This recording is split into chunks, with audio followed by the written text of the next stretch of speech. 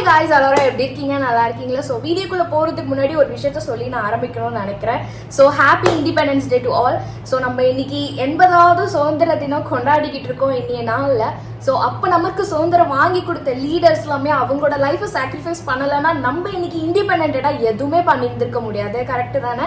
So அவங்க சுதந்திரம் வாங்கி கொடுத்ததை வந்து நம்ம மிஸ்யூஸ் பண்ணாமல் நம்ம மீனிங்ஃபுல்லாக நம்ம வந்து ரெஸ்பெக்டோட ஃபாலோ பண்ணிட்டு போகணும்னு நான் நினைக்கிறேன். ஸோ இன்னைக்கு நம்ம என்ன ட்ரெண்டிங்காக போயிட்டு இருக்க வீடியோ பார்க்க போயிடலாமா?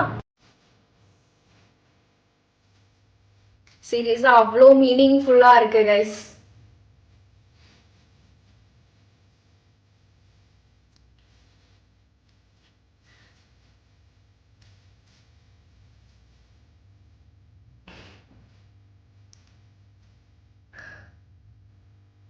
எனக்கு இது வந்து எமோஷ்னல் வீடியோ கிடையாது, மாஸ் வீடியோ கிடையாது, மாஸ் பிஜிஎம் போட்டு ஹெட்செட்டை போட்டு கேட்டுட்டு வைப் பண்ணுறதுலாம் கிடையாது. ஒரு எப்படி சொல்கிறது, நம்ம நாட்டோட கொடியை ஏற்றும் போது அந்த சாங்கோட நம்ம நிஜமாகவே எனக்கு ஃபீல் ஆகுது. அவ்வளோ நான் வந்து அவ்வளோ நாட்டுப்பற்ற சாங்லாம் கேட்க மாட்டேன். ஸோ எனக்கு இது கேட்கும் போது வருஷத்தில் ஒரு வாட்டி கேட்போமா, அந்த இண்டிபெண்டன்ஸ் டே அப்போ அந்த இந்த நேஷ்னல் ஆண்டமாக இருக்கட்டும், தமிழ்தாய் வாழ்த்தா இருக்கட்டும், அந்த மாதிரி நம்ம கேட்போமா? ஸோ எனக்கு இந்த நிஜமாவே நம்ம நாட்டோட கொடியை ஏற்றி சுதந்திரம் வாங்கி கொடுத்த இந்த நாள் அன்னைக்கு வந்து அது நிஜமாவே ஒரு மாதிரி கூஸ் பம்ஸாக இருக்கு. எவ்வளோ கஷ்டத்தில் நமக்கு சுதந்திரம் வாங்கி கொடுத்த லீடர்ஸ் எவ்வளோ சாக்ரிஃபைஸ் பண்ணியிருக்காங்க அப்படின்றத அந்த ஒரு நிமிஷம் கண்ணு முன்னாடி வந்துட்டு போகுது கைஸ். இன்னைக்கு இந்த சுதந்திர தினத்தில் கோட்டையில் கொடியேற்றுறத பார்க்க வந்திருக்கிற பொதுமக்களுக்கும், இந்த சுதந்திர தினத்தை கொண்டாடிக்கிட்டு இருக்கிற என் நெஞ்சில் குடியிருக்கும் தமிழக மக்களுக்கும், மாணவ மாணவிகளுக்கும் அனைவருக்கும் என்னுடைய சுதந்திர தின நல்வாழ்த்துக்கள். சுதந்திர தின நல்வாழ்த்துக்கள். வருக வருகவென பணிவன்புடன் வரவேற்கிறோம். தமிழ்நாடு அரசின் மதிப்புக்குரிய தலைமைச் செயலாளர் அவர்கள் மாண்புமிகு தமிழ்நாடு முதலமைச்சர் அவர்களை வரவேற்கிறார்கள். அதனைத் தொடர்ந்து முப்படை அதிகாரிகள் மற்றும் காவல்துறை உயர் அதிகாரிகளை மாண்புமிகு தமிழ்நாடு முதலமைச்சர் அவர்களுக்கு தலைமைச் செயலாளர் அவர்கள் அறிமுகம் செய்து வைக்கிறார்கள். Lieutenant general V Srihari AVSM SCSM general officer commanding headquarters Dakshin Bharat area, rear admiral உகால் Kundu VSM flag officer commanding Tamil Nadu மற்றும் Puducherry naval area, air commodore Tapan Sharma air officer commanding air force station Tambaram, inspector general Yogender Dhaka TM commander coast guard region, Thiru Mahesh Kumar Agarwal IPS director general of police head of police force, and Dr. A. Amalraj IPS ADGP Commissioner of Police Greater Chennai Police, and Thiru TS அவ்வளோ சூப்பரா இருக்கு guys. அவ்வளோ கிரேட்ஃபுல்லா இருக்கு. மாண்புமிகு தமிழ்நாடு மீனிங்ஃபுல்லா இருக்கு. நம்ம வந்து ஒரு ஓட்டுல ஒருத்தரை வந்து மாத்திருக்கோம். ஸோ நம்ம அண்ணா வந்து அந்த கொடியை ஏத்துற அந்த மூமெண்டா இருக்கட்டும், ஸோ ரொம்ப மீனிங்ஃபுல்லா இருக்கு. எல்லாரும் ஓட்டு போட்டுட்டோம். உங்க அண்ணனை, உங்க தம்பிய, உங்க பிள்ளைய எல்லாரும் ஜெயிக்க வச்சு முதலமைச்சரா ஆக்கிட்டோம். அதனால நம்ம கடமையெல்லாம் முடிஞ்சிருச்சுன்னு சொல்லி யாரும் ஒதுங்கி போயிடாதீங்க. இனிமேதான் நீங்க நம்மளோடவே கூடவே இருக்கணும். உறுதியா நம்ம அரசோடவே கூட இருக்கணும். கண்டிப்பா உங்களுக்காக இருக்கிற எல்லா நல்ல திட்டங்களையும் என்னால செயல்படுத்த முடியும். கண்டிப்பா. காரணம், சட்டமன்றத்திலே போய் அப்பாவை தேடுறாங்க. வீட்டுல போய் அம்மாட்ட கேட்டா தானே அப்பா யாருன்னு சொல்லுவாங்க. ஆனா சட்டமன்றத்தில் போய் அப்பாவை தேடினா யாரும் கிடையாது. இப்படிப்பட்டவங்களுடைய ஆட்சி தான் நடந்து கொள்ளுமா? அதாவது சட்டமன்றத்துல என்ன கான்டெஸ்ட் போகுதுன்னு கூட தெரியாத ஒரு தற்கூரி தான் வந்து இப்போ பிஜேபியில வந்து தமிழ்நாட்டு லீடரா இருக்காரு. ஸோ நான் என்ன சொல்றதுன்னு எனக்கு தெரியல. ஒரு கான்டெஸ்ட்டை புரிஞ்சிக்க முடியல. அதுக்கு வந்து கமெண்டிங், ஓகேவா?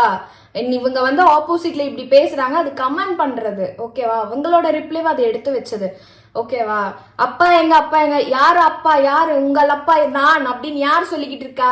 யார் சொல்லிக்கிட்டு இருந்தா? முக ஸ்டாலின் சார் தானே சொல்லிட்டு இருந்தாரு. அங்க போய் கேட்கணும், நீ என்னப்பா தமிழ்நாட்டுக்கு எல்லாருக்கும் அப்பான்னு சொல்லிக்கிட்டு இருக்க, எல்லாருக்கும் அப்பாவா அப்படின்னு நீங்க போய் அங்க கேட்டிருக்கணும். சுத்தமா மீனிங்கே இல்லாம நான்சென்ஸ் மாதிரி எப்படி, எனக்கு ஒண்ணுமே புரியல, ஓகேவா? பிஜேபின்னு பேர் வச்சுக்கிட்டு திமுக கிட்ட போய் சொரிஞ்சுக்கிட்டு இருந்தா மக்களுக்கு தெரியாதா? என்ன இந்த ஆள் இப்படி பேசிக்கிட்டு இருக்காருன்னு எனக்கு புரியலங்க. கொஞ்சம் கூட அறிவே இல்லை. இவர் அம்மா கிட்ட போய் கேட்பாங்களா யார் அப்பா அப்படின்னு? உன் பொண்ணுகிட்டே பையன்கிட்ட போய் கேட்பாங்களா உனக்கு யார்ப்பா அப்பா அப்படின்னு? கொஞ்சம் கூட அறிவே இல்லாம பேசிக்கிட்டு இருக்காங்க. எங்க போய் அடி வாங்க போறாங்கன்னு எனக்கு தெரியல. பட் இதுக்கான இதுக்கான ரிஃப்ளெக்ட் நீங்க சீக்கிரமா அனுபவிப்பீங்க, அவ்வளவுதான். இதை விட ஒரு டாட்டருக்கு என்ன ஹாப்பினஸ் இருக்க முடியும் லைஃப்ல? எல்லாருக்கும் மரியாதை செலுத்துறாரா? ஆமா, மரியாதை செலுத்துறாரு. அப்போ அவர் மரியாதை செலுத்தும் போது எதிர்கட்சி தலைவர் மதிப்பு இல்லாத திரும்பி நிற்கிறாரா? பாக்குறாங்கல்ல. ஆமா, ஒரு முதலமைச்சரோ ஒரு எதிர்கட்சி தலைவரே கிடையாது. உனக்கு வணக்கம் தெரிவித்தால் பதிலுக்கு வணக்கம் தெரியும். வந்தாரை வாழ வைத்த மண் தமிழ்நாடு, தமிழர் பண்பாடு. நம்மள மதிக்கிறவங்கள நம்ம மதிக்கணும் இல்லையா? மதிக்கணும். ஆமா.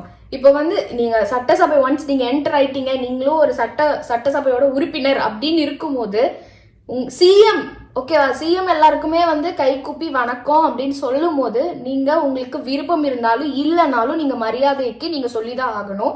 அதுக்கு வேற ஆப்ஷனே கிடையாது. நீங்க மூஞ்சி திருப்பிக்கிட்டு இருக்கிறதுக்கு நீங்க வெளியே போயிருக்கலாம், சட்டசபைக்குள்ள வர வேண்டிய அவசியமும் கிடையாது. இதெல்லாம் எங்க பண்ணணும்னா வெளியே பண்ணணும், சரியா? இதெல்லாம் எங்க பண்ணணும், அங்க பண்ணணும், ஓகேவா? இதெல்லாம் பண்றதை பார்த்தா எப்படி இருக்கு, ஒரு மாதிரி குழந்தைத்தனமா இருக்கு. வளர்ந்து அங்கிள் ஆயிட்டாங்க, தாத்தா ஆயிட்டாரு, பட் இன்னும் ஸ்டில் அந்த குழந்தைத்தன மைண்ட் செட்ல இருக்காங்க. இதுதான் இந்த திமுக கட்சியில இருக்கிறவங்க எல்லாருமே இப்படிதான் இருக்காங்க.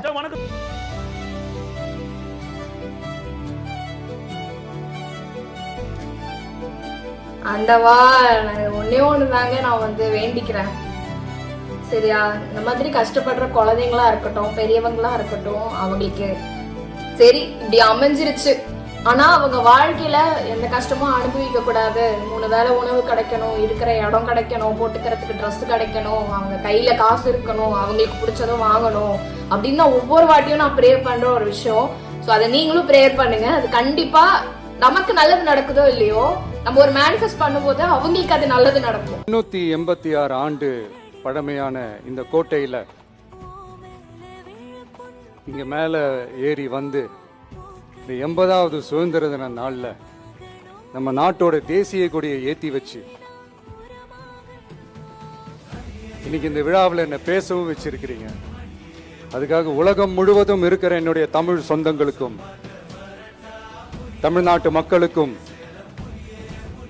ஜென்சி இளம் சிங்கப்படை தோழர்களுக்கும் என்னுடைய மனமார்ந்த நன்றியை தெரிவிச்சுக்கிறேன். தாங்கள் வகிக்கக்கூடிய பதவிக்கு ஏற்ப நாகரிகமாக பேச வேண்டும். மீண்டும் சொல்கிறேன், இதை போன்ற 1000 அநாகரிக அவதூறு பானங்களை அவர்கள் ஏவினாலும் கூட நாகரிக அரசியல் நடைபெற என்னுடைய வெற்றி தலைவர் மாண்புமிகு முதல்வர் சி ஜோசப் விஜய் அவர்கள் சொல்லிக் கொடுத்திருக்கிறார். அதனால் கடைசி வரைக்கும் நாங்கள் நாகரிகமாகத்தான் பேசுவோம், நாகரிக அரசியல தான் பங்கெடுப்போம். அதே சமயம் இப்ப கடந்த சில தினங்களாக பார்த்தால் திமுக தோழர்கள் வந்து அரசியல நிரந்தர நண்பரும் இல்ல, நிரந்தர எதிரியும் இல்லைன்றாங்க. அப்புறம் தேநீர் விடுதலை போய் கலந்துக்கிட்டு இடமாற்றத்திற்காக கேட்டோம் அப்படின்னு சொன்னாங்க. அந்த தேநீர் விடுதலை தான் கேட்கணுமான்னு தெரியல. இப்ப பார்த்தா இந்த பக்கம் பாஜகவினுடைய மாநில தலைவர் வந்து திமுக கரகமாலேயே மாறி அவதூறாக நாகரிகமாக பேசிக் கொண்டிருக்கிறார். இதெல்லாம் அரசியல்ல வந்து பரபரப்பாக பல மறைமுக நட்பெல்லாம் உண்மைதான் அவர் சொல்ற மாதிரி மறைமுக நட்பெல்லாம் வெளியே வருது, அவ்வளவுதான். பெயர் தமிழர் எழுச்சி கழகம்.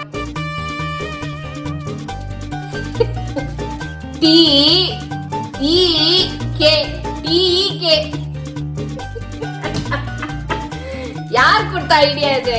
அப்பா கொடுத்த ஐடியாவா? யார் கொடுத்த ஐடியா எனக்கு புரியலையே.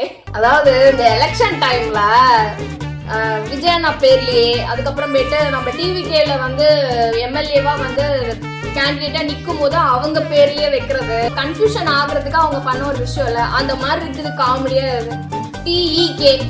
எப்படி பார்த்தாலும் டிவிக்கேவாயா வருது, என்ன அது? ஓ, அப்படியாவது மாத்தி ஓட்டு போட்டுருவாங்க அப்படின்னு நீங்க நினைச்சுக்கிட்டு இருக்கீங்களா? நினைச்சுக்கிட்டு இருக்கீங்களா? ஐயோ கடவுளே. தமிழ் பெயர் வெற்றி. விஜய்னா விஜயம், வெற்றின்னு அர்த்தம். அந்த பெயர், அதாவது விஜயோட நேரடி பெயரை தூக்கி இந்த திட்டங்களுக்கு பூரா வைக்கிறாங்க. இவனும் லூசாங்க, மஞ்சப்பொடி மாமா மென்டல் ஆயிட்டான்னு நினைக்கிறேன். எப்படிலாம் வந்து விஜய் அந்த பேரை வந்து எப்படிலாம் வந்து இது பண்ணலாம், விஜய் விஜய் விஜய் விஜய், நீ மென்டல் ஆயிட்டான் போல இருக்கு, சரியா? விஜய் டைரக்டா நாங்க விஜய்னு வச்சுட்டு போயிருப்போமே, அதுக்கு எதுக்கு நாங்க வெற்றி நான் பேர் வைக்கணும் சொல்லுங்க? தமிழக வெற்றி கழகம், ஓகேவா? கட்சி பேர் அது, சரியா? இந்த ஆட்சியில இந்த கட்சியில நடக்கிற ஒரு விஷயம், அது வந்து என்னென்ன திட்டம் வருதோ அதுக்கு எல்லாமே வந்து மாத்துற ஒரு விஷயம், சரியா? நீ வந்து மஞ்சப்பொடி மாமா மென்டல் ஆயிட்டா போல இருக்கு. விஜய்னு நீங்க அதை ஸ்ட்ரைட்டா வச்சிருந்தாங்கன்னா அப்ப இவன் ஒப்பாரி வைக்கிறது சரி, மென்டல் ஏதோ பெணாத்திக்கிட்டு இருக்க அப்படின்னு நான் விட்டுருப்பேன், ஓகேவா? அதுல எல்லாத்துக்குமே வெற்றி வெற்றி வெற்றின்னு தான் வருது. இது இந்த கலைஞர் வச்சுட்டு இல்ல சங்கம் மாதிரி ஆரம்பிச்சு விடுங்க, அப்ப மூடிட்டு உட்காரணும்னு பாருங்க.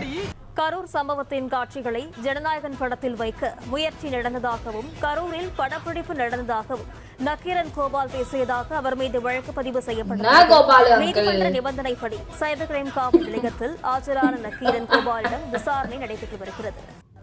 அவரெல்லாம் விசாரிக்க கூடாதுங்க, அவரெல்லாம் வச்சு கும்பாங்குத்து குத்தவங்க. மீசையிலேயே அவர் மீசையை பிடிங்க அவரே தொங்க விடணுங்க. சும்மா இருக்க முடிய மாட்டேங்குது. என்னத்த சொல்றது, இவங்க கண்டென்ட் நம்மளாம் தேடி போவேணாம், அவங்களே வாடி வா இடுப்புல வச்சிருக்க கண்டென்ட்டே வந்து புடி அப்படின்னு ஏறி உட்கார மாதிரி ஏறி வந்துடுறாங்க. என்னத்த சொல்றது. கரூரில் உயிரிழந்தவர்கள் குடும்பத்தினருக்கு அரசு பணி உயர்நீதிமன்ற உத்தரவுக்கு தடை விதிக்கப்பட்டிருந்தது. இந்நிலையில் அரசு பணியை ரத்து செய்ய உயர்நீதிமன்ற உத்தரவுக்கு உச்சநீதிமன்றம் இடைக்கால தடை விதித்திருக்கிறது. ஐயோ गाइस, இந்த வக்கீலா இருக்கட்டும், நாம் தமிழர் கட்சியா இருக்கட்டும், சாட்டையெல்லாம் ஏதோ ஆட்சியை பிடிச்ச மாதிரி பேசிக்கிட்டு இருந்தான். சரியா, சீமானா இருக்கட்டும், செபஸ்டியனா இருக்கட்டும், சாட்டையா இருக்கட்டும், எல்லாரும் ஆட்சியை பிடிச்ச மாதிரி பேசிக்கிட்டு இருந்தாங்க.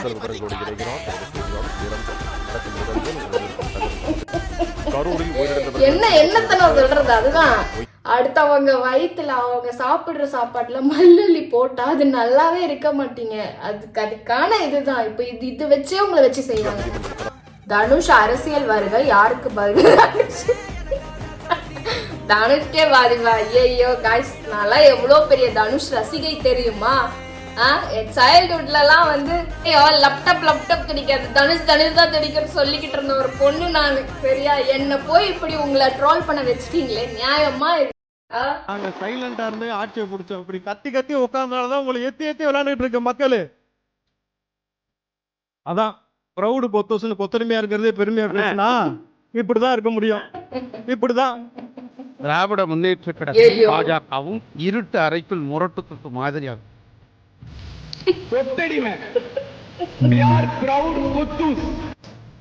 சோ அவ்வளவுதான் गाइस வீடியோ. ஹோப்ஃபுல்லி இந்த வீடியோ உங்களுக்கு ரொம்ப பிடிச்சிருக்கும்னு நினைக்கிறேன். நெக்ஸ்ட் ஒரு சூப்பரான வீடியோல உங்களை பார்க்குறேன். பாய்.